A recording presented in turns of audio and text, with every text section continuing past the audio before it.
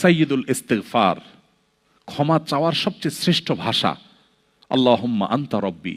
কত মধুময়, কত অর্থবহ, কত ঈমান জাগানিয়া, কত আপনার ঈমানি স্বাদ জাগ্রত করার মতো একটা দোয়া। আল্লাহুম্মা আনতা রব্বি, আল্লাহ আপনি আমার রব, আপনি আমার পালনকর্তা।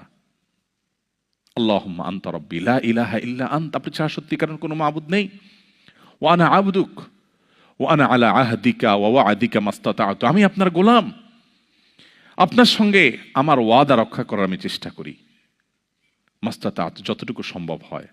আউযু বিকা মিন শাররি মা সানাত, আল্লাহ যে অপকর্ম আমি করে ফেলেছি, যে গুনাহ আমি করে ফেলেছি, এই গুনাহের যে ক্ষতি, এটা থেকে আমি আপনার কাছে পানা চাই, আমাকে যেন জাহান্নাম গ্রাস না করে, এই গুনাহের ফলে দুনিয়া যেন আমার ক্ষতি না করে।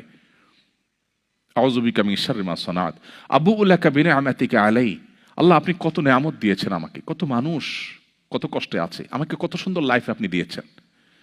ওয়া আবুউ লাকা বিযামবি, এত ভালো লাইফ দেওয়ার পরও আমি আপনার নাফরমানি করেছি, সেটাও আমি স্বীকার করি।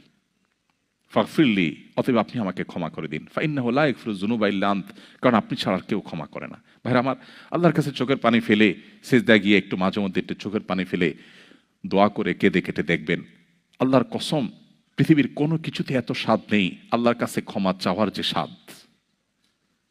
কারো কাছে ক্ষমা চাইলে ভালো লাগে না।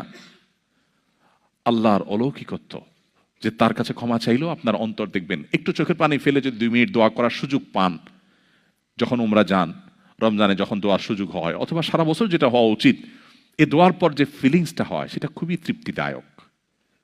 একটু চোখের পানি ফেলার পর, একটু দোয়া করার পর অসম্ভব ভালো লাগা কাজ করে, যেটা পৃথিবীতে অন্য কোথাও হয় না। কারোর ভয়ে কাঁদলে আপনার ভালো লাগবে না, বাট আল্লাহর ভয়ে কাঁদার পর আপনার ভালো লাগা কাজ করবে।